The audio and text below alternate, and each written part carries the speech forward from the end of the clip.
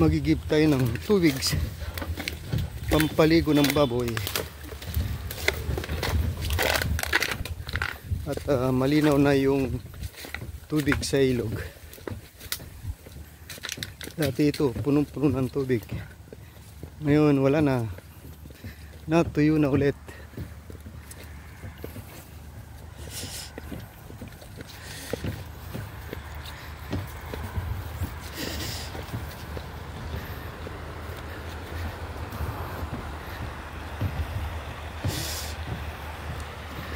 Yan, ang linaw na ng tubig.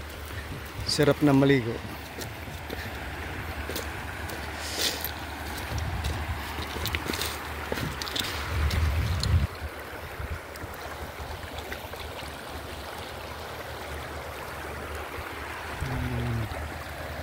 Kita ay kukuha ng pampaligo ng ating mga baboy.